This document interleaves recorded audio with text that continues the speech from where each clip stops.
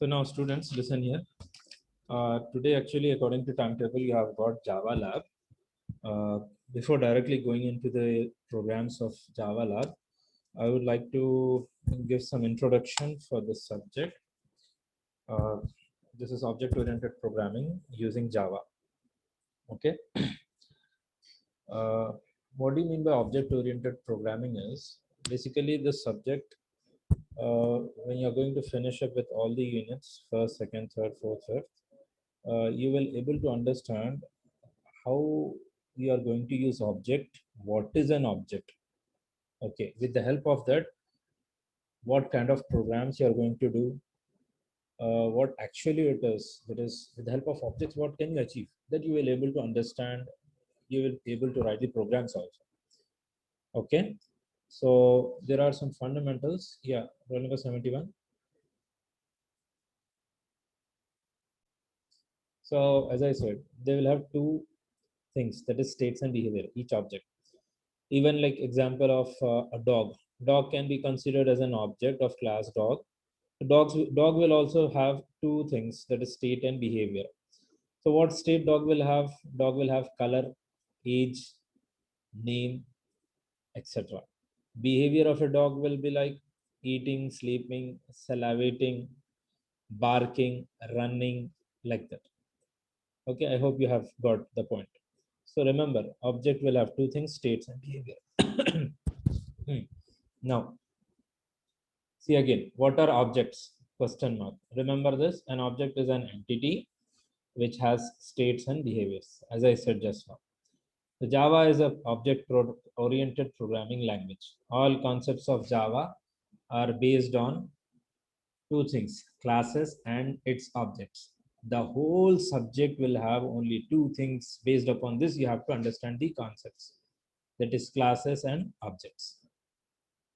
So an object is real world entity that has some attributes or properties. Again, attributes means states, properties means behavior. Another name for state is attribute, another name for behavior is properties. Like I have said just now. For example, dog, cat, and vehicle. Okay, they all are considered as an object only. Okay, so illustrate like a dog has states like age, color, name, and behaviors like eating, sleeping, and running. Remember this. So what state will do is state tells us how the objects look or what properties it has, whereas behavior tells us what the object does. Okay. So remember one point, we can actually represent a real world dog in a program as a software object. Okay, by defining its states and behavior. Remember this, we can represent a real world dog in a program as software object by defining its states and behaviors. We will see later on. Remember this. So software objects are actually a representation of real world objects. Okay, where memory is allocated in RAM whenever creating a logical object. Whenever an object is created, memory will be assigned to that object in the RAM. Okay. An object is also referred to an instance of a class. That is, instantiating a class means the same things as creating an object. Okay, if you don't worry about these things, again you will have some concepts with the program. Again, you will understand in detail afterwards. Try to get whatever you are understanding over here. So by now, what I have said is I've explained about what is an object actually. Everything will be represented in the form of an object, and remember, object will have two things, state and behavior, or attributes and properties. Okay, state means it details, properties or behavior means what actually it is doing, that thing. Now what is a class? The next thing to remember or to understand is, remember, a class is a template or blueprint from which objects are created. Remember this thing. I will give an example also. A class is a template or blueprint from which objects are created. So remember, an object cannot exist without a class. I'm repeating again, object is a template or blueprint from which objects are created. And objects cannot exist without a class.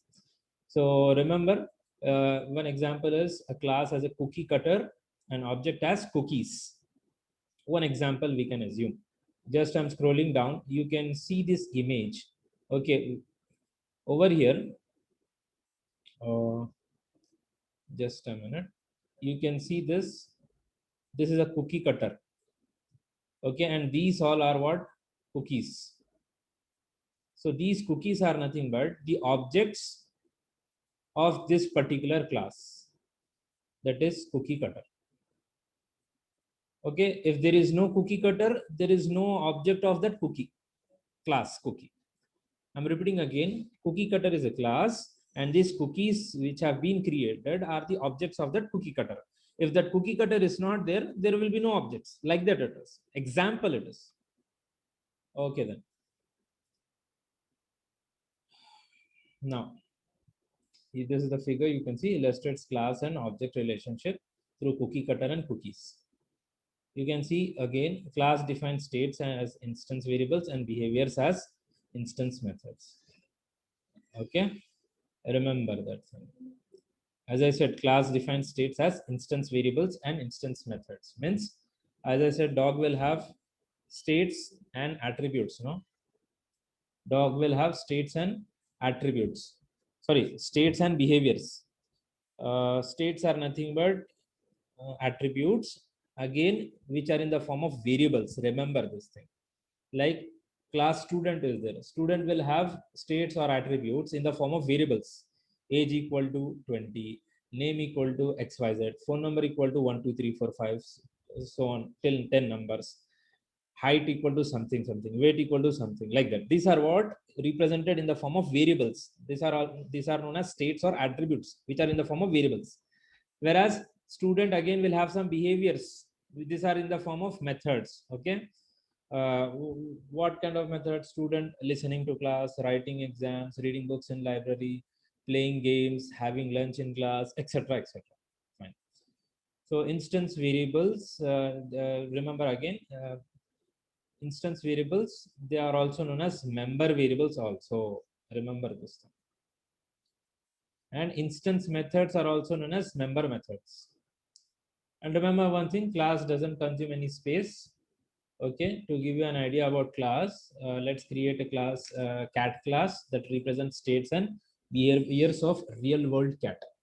Okay, this you will you try to understand. If not, after few minutes I'm going to start with few basic programs, then after that you can understand in detail this one.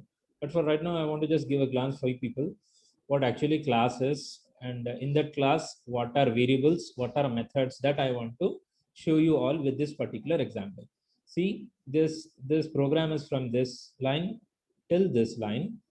Now what are these things is, you can see, okay, these are the variables of class cat. Like you can see, there is a comment which is mentioned over here.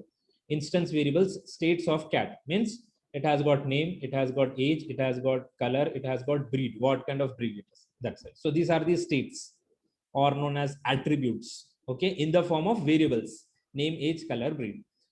So now the next thing is, class will have what class will have, it will have the behaviors or the properties in the form of methods. Like you can see, void sleep. Sleep is there, means a cat can sleep, like that. Cat can play. Cat can be feeding, can feed, that is it will eat. So these are the methods of particular class cat. I hope you all have understood this particular example. Okay, this is one kind of a structure of a class, of any class. There are two things over here: variables and methods. Now this is a class. Remember, as I said just now, what class is actually, it is a template or a blueprint from which objects are created. Okay, so this is a template of class cat. Now how objects are created, you will see. Just see here one point. Now we have successfully defined a template for cat. Now let's have two cats, Thor and Rambo. So Thor and Rambo are two cats. They are considered as objects of this particular class template. Now see, these are two cats. Thor, it is sleeping. another one is Rombo is playing. So now, how this is objects are created is objects will be created in this way. This is the main class, and it will have some code. I will explain this public static void main afterwards. Now, the two lines you can see over here, cat, cat, which is similar to this one, this class. Okay, so both the things should be same thing. After that, Thor is there. No, Thor is an object, the new object which is created to this class cat. Similarly, Rambo is created. It is also another cat, that is another object, I should say. Okay, so I hope you all have understood. Again, we will see in detail afterwards. That is after the first half unit, we will see in details the concepts of cat, not cat, class and object.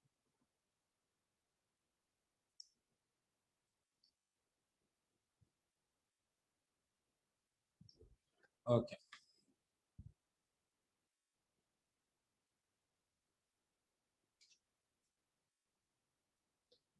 Just a minute. Now, the next thing is, see, just as we have seen, like above code examples, we can define our class, instantiate it, and specify the states and behaviors for those objects. Now we have covered the basics of object-oriented programming. Now let's move on to the principles of object-oriented programming. Okay, so there are some principles. That is the concepts. Four main concepts are there. Four or three or four. Okay, so these are the four main principles of object-oriented programming. That is very essential for any programmer to understand. Okay, this is only the introduction part. Later on, when we are going to do the programming and in particular unit, you will have in detail explanation of these concepts. So the first one is abstraction, which I'll be explaining over here now. After that, you have got encapsulation, then inheritance, then polymorphism. So what actually an abstraction in Java is? Okay, so remember, abstraction is nothing but which can be achieved with abstract class or interfaces. Okay, for this you have to learn the concept of class, then interface. In that you will see what is abstraction, how to achieve abstraction. Okay, but for right now, what is the definition of abstraction? Data abstraction is the property by virtue of which only essential details are displayed to the user. Remember this thing. Data abstraction is the property by which the only essential details are displayed to the user. So the trivial or non-essential units are not displayed to the user. Like for example, a car is viewed as a car rather than its individual components. Means car will have many things. It will have steering, it will have seats, it will have brakes, accelerator, engine, it will have doors and all those things. So you will not imagine car as particular individual thing. You will imagine car with all these things. Okay, just a minute. One student is raising his hand. A car is viewed as a car rather than its individual components. So this is what is an abstraction means. Knowing only the essential details. That is what is abstraction. Like real world example, you can see which I have mentioned over here. A real life example of a man driving a car. The man only knows what that pressing the accelerators will increase the speed of a car, or applying brakes will stop the car. But he does not know about how on pressing the accelerator, the speed is actually increasing. Okay. He does not know about the inner mechanism of the car or the implementation of accelerator, brakes, etc. in the car. This is what is abstraction means. Only he will know what essential details are there. That is, a person will use the car, will apply accelerator, use the steering, will apply brakes, but he will not know what is actually happening inside. When applying accelerator, what is happening inside? When applying brakes, what is happening inside? He does not know. Only essential things, whatever are needed, that he will able to use and he will able to see. That is what is abstraction in Java. So remember this thing, in Java abstraction is achieved uh, In Java, abstraction is achieved by interfaces and abstract classes. So this you will learn in second unit in detail, interface and abstract class. So there you will able to see you can achieve 100% abstraction in the concept of interfaces. Next is encapsulation. Okay, now encapsulation is nothing but which is defined as a wrapping up of data under a single unit. Okay, like you can see this is a tablet over here. Okay, in the form of a capsule. So it has got the variables and the data inside it. So this is one kind of an example of encapsulation. So class can be considered as encapsulation. As I said, what a class will have two things. It will have attributes and it will have methods. So class is considered as encapsulation. So that is nothing but wrapping up of data under a single unit.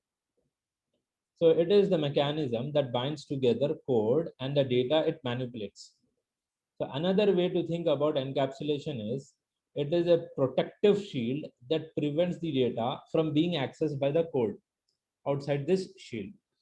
Okay, I'm repeating again. It is nothing but a wrapping up of data under a single unit. That is nothing but it will bind together code and data. Again, what is code and data? Code is nothing but methods. Data is nothing but variables. So together, these two things are under one class that is known as encapsulation. Okay, so another way to think about encapsulation is a protective shield that prevents data from being accessed by code outside this shield. Means, remember, this is very important. Again, you will understand this one with a program. Like you have learned in your C++ language, some variables can be declared as private also. Some variables. So the variables which are declared as private cannot be accessed by the variable by the class which is by the another class. The variables which are declared as private cannot be accessed by the methods of another class. It can only be accessed by the methods of that class only. Okay, this is one kind of encapsulation that is providing protective shield to the variables, that is to the data, from being accessed by another class, the class which is outside. Okay, so technically in encapsulation, the variables or data of a class is hidden from any other class and can be accessed only through any member function of its own class in which it is declared. Okay, so in encapsulation, the data in class is hidden from other class using the data heading concept, which is achieved by making the members or methods of a class private. Remember this. The data in a class is hidden from other class using the data heading concept, which is achieved by making the members or methods of a class private.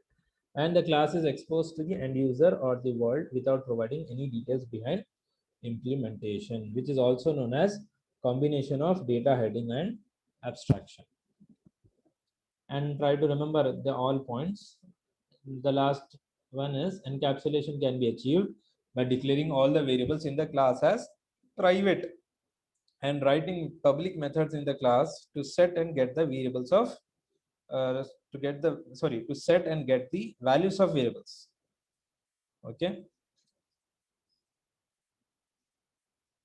now there is one program over here. I will not explain right now because you will not understand, because you have to understand few more programs or you have to get basics of how to write a class, how to create objects, how the communication is being done. After learning all those concepts, you will understand this. Okay, later on I will explain, don't worry. Now the next thing is inheritance. Inheritance, it is the process by which one object acquires the properties of another object. Remember this.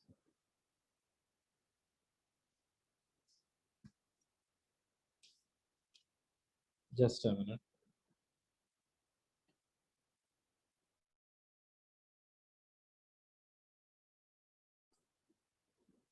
Okay then. So now the next principle is inheritance. So remember, inheritance is the process by which one object acquires the properties of another object. Okay, like for example, even this you have learned in your C++ data structures. That is base class, subclass, which will have the properties of its superclass. That is child class having the properties of its parent class. So that is inheritance.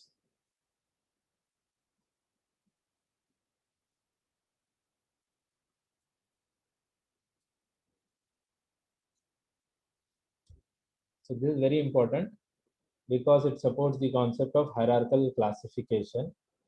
Remember this. As mentioned, most knowledge is made manageable by hierarchical classification. Okay, there is one diagram in the textbook I will show you right now. Just a minute.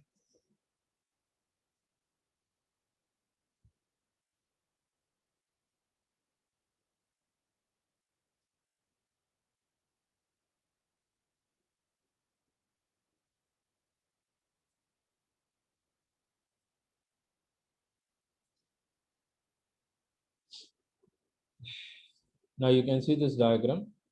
This is the diagram for inheritance concept.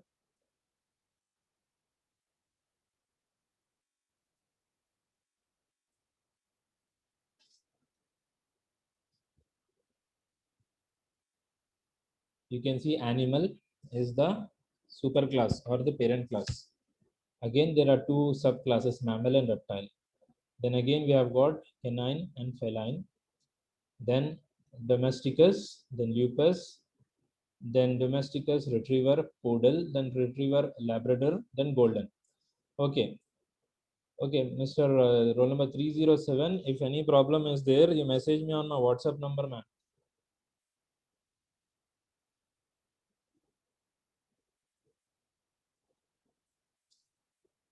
Okay, then.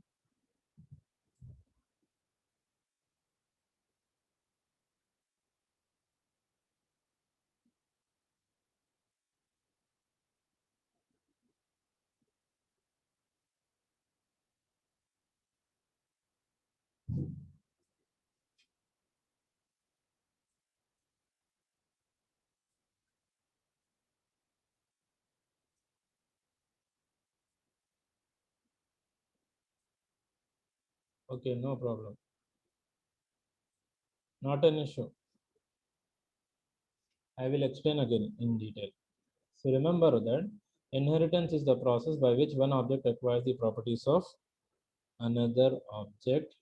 And remember, this is very important because it supports the concept of hierarchical classification. Means hierarchical classification means from parent you will have the child class, okay, or grandparent, then parent, then child class, like that. For example, golden retriever is one kind of a breed of a dog. Okay, remember this. So it is a subclass of dog. Again, dog is a subclass of mammal. Then mammal is a subclass of animal, like that. So without the use of hierarchies, each object would need to define all of its characteristics explicitly. So however, by use of inheritance, an object need only define those qualities that make it unique within its class. It can inherit its general attributes from its parent. So thus it is the inheritance mechanism that makes it possible for one object to be a specific instance of a more general class. Okay, students, listen here. If this meeting is going to end, you all please join again. After 1 or 2 minutes it will end. Okay, so inheritance in Java is a mechanism in which one object acquires all the properties and behaviors of parent object. It is an important part of object-oriented programming. So the idea behind inheritance in Java is that you can create new classes that are built upon existing class. Means already a class is there. Okay, and another class with similar features if you want to create, you need not write the whole code which is already available in parent class. Okay, just you make that new class as a child class to the parent class, and in that new class, that is child class, you add some additional features. Okay, so when you inherit from an existing class, what will happen? You can reuse methods and fields of parent class. That's it. And moreover, you can add new methods and fields in your current class also. The next thing is polymorphism. After this, few programs are there, I will explain. So polymorphism in Greek means many forms. So remember, it is a feature that allows one interface to be used for general class of actions. So the specific action is determined by the exact nature of situation. Like consider a stack. What is a stack? Actually, it is last in first out. Okay, that is example is pile of books or pile of plates. The one which is at top, we will remove it. Okay,